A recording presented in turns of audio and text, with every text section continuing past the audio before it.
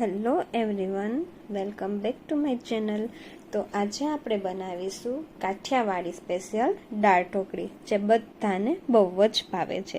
તો દાળ ઢોકળી બનાવવા માટે આપણે કુકરમાં પહેલાં 4 મોટા ચમચા પાણી મૂકીશું ગરમ થવા માટે। આજે હું તમને પરફેક્ટ માપ સાથે દાળ ઢોકળી બનાવતા શીખવાડીશ।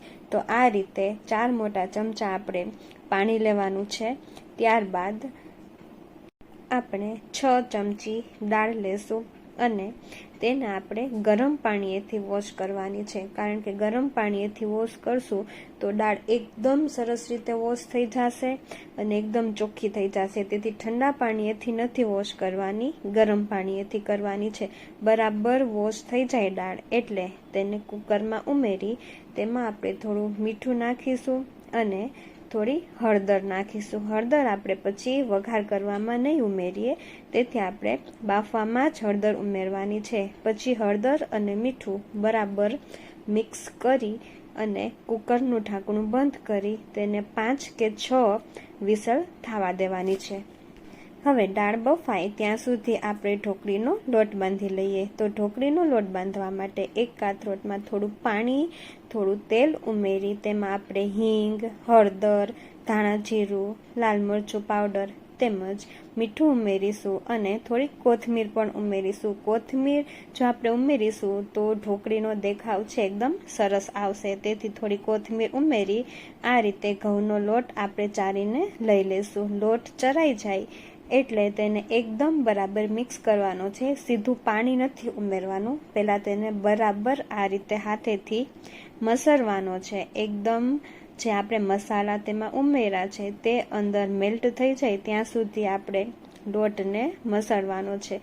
ત્યારબાદ આ રીતે થોડું થોડું પાણી ઉમેરી અને આ રીતે કડક લોટ બાંધવાનો છે। ઢીલો લોટ નથી બાંધવાનો, થોડો લોટ કડક રાખવાનો છે। લોટ બંધાઈ જાય એટલે ઉપર 1 ચમચી તેલ ઉમેરી અને બરાબર લોટને પાછો મસળી દેવાનો છે।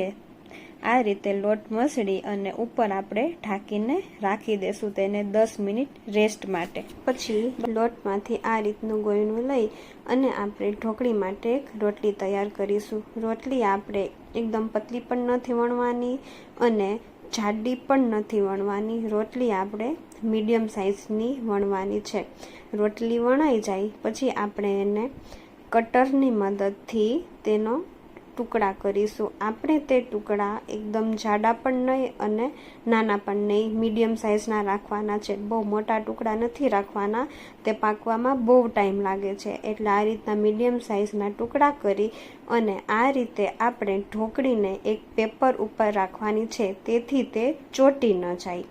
હવે તમે જોઈ શકો છો અહીંયા આપણી દાળ એકદમ સરસ રીતે બફાઈ ગઈ છે। આપણે દાળ બાફતી વખતે ઓછું પાણી ઉમેર્યું હતું એટલે સરસ રીતથી દાળ બફાઈ ગઈ છે। એટલે તમે પણ જ્યારે દાળને બાફવા મૂકો ત્યારે પાણી વધારે નથી ઉમેરવાનું। પાણી જો તમે ઓછું ઉમેરશો તો સરસ વ્યવસ્થિત દાળ બફાઈ જશે અને આ રીતે પછી આપણે તેમાં પાણી ઉમેરી અને તેને વ્યવસ્થિત મિક્સ કરી લેવાની છે અને પછી દાળમાં આ રીતે એકવાર બ્લેન્ડર ફેરવી દેવાનું છે। બ્લેન્ડર પણ વધારે વાર નથી ફેરવવાનું, થોડું જ ફેરવવાનું છે। હવે જુઓ અહીંયા મારી દાળ એકદમ સરસ બફાઈને તૈયાર છે। મને હજી થોડી ઘાટી દાળ લાગે છે એટલે હું એમાં થોડું પાણી ઉમેરું છું। ત્યારબાદ તેમાં ઝીણા સમારેલા મરચાં, ઝીણા સમારેલા ટમેટાં અને આ મરચાંની પેસ્ટ બનાવેલી છે, જેનાથીને એકદમ તીખો ટેસ્ટ આવે છે અને મરચાં મોઢામાં પણ નથી આવતા।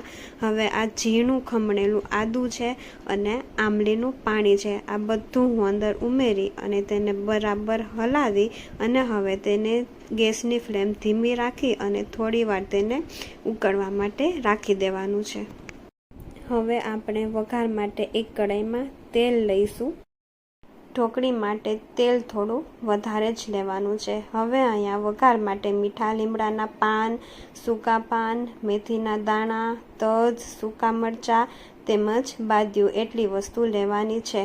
હવે તેલ આપણે એકદમ ગરમ થવા દેવાનું છે। તેલ ગરમ થઈ જાય એટલે એમાં રાઈના દાણા રાઈના દાણા બરાબર ફૂટવા દેવાના છે. રાઈના દાણા ફૂટી જાય ત્યારબાદ એમાં જીરું ઉમેરવાનું છે, ત્યારબાદ હિંગ ઉમેરવાની છે અને પછી જે બધા મસાલા આપણે લીધા હતા તે બધા મસાલા ઉમેરવાના છે અને તેને બરાબર તેલમાં સાતળવાના છે. મસાલા તેલમાં સાતળી અને તેને થોડીવાર ઢાંકી દેવાનું છે. બસ મસાલા તેલમાં સતળાઈ જાય એટલે જે આપણી દાળ હતી તે આપણે આ મસાલામાં ઉમેરી દઈશું. જો આ રીતે મસાલા તેલમાં થોડીવાર સાતળવા દેશો ને તો એકદમ સરસ વઘારની સ્મેલ આવશે. તમારા આજુબાજુવાળા પણ તમને પૂછશે કે તમે શેનો વઘાર કર્યો છે, આટલી મસ્ત સ્મેલ આવે છે. તો આ રીતે જ તમારે દાળ ઢોકળીનો વઘાર કરવાનો છે. દાળ બરાબર ઉકળી જાય ત્યારબાદ આ રીતે તેમાં એક એક ઢોકળી આપણે ઉમેરવાની છે અને આ સિંગદાણા છે જે મેં દાળ બફાઈ ગઈ પછી કુકરમાં બાફા હતા. દાળ સાથે આપણે સિંગદાણા નથી બાફવાના, અલગથી બાફવાના છે અને દાળ ઉકળી જાય પછી જ આપણે એમાં સિંગદાણા ઉમેરવાના છે, એ પહેલાં નથી ઉમેરવાના. અને આ સાંભાર મસાલો છે, 1 ચમચી આપણે સાંભાર મસાલો પણ ઉમેરીશું, તેથી દાળનો ટેસ્ટ એકદમ સરસ આવશે. હવે આ બધું ઉમેરી દાળને આપણે બરાબર રીતે હલાવવાની છે. બહુ ઝાઝી વાર નથી હલાવી રાખવાની, તો નીચે મસાલા અંદર બરાબર મિક્સ થઈ જાય ત્યાં સુધી જ દાળ હલાવવાની છે અને ત્યારબાદ આ રીતે તેને અડધું ખુલ્લું રહે તે રીતે તેને ઢાંકી દેવાનું છે. બસ, તો આપણી ઢોકળી બની અને રેડી છે. ત્યારબાદ આપણે ઉપર કોથમીર ઉમેરીશું. કોથમીર ઉમેરી અને બરાબર મિક્સ કરવાની છે. તો આપણી ગરમા ગરમ કાઠિયાવાડી દાળ ઢોકળી રેડી છે. તો હવે આપણે તેને એક પ્લેટમાં સર્વ કરી મારા હસબન્ડને આપીશું. તે અત્યારે ટેસ્ટ કરે છે, હમણાં ટેસ્ટ કરીને કહેશે આપણને કે કેવી લાગી એમ. તો ચાલો જોઈએ કે કેવી લાગી, તેના રિવ્યૂ લઈએ કે કેવી છે. તો જો એ કહે છે કે બહુ જોરદાર છે.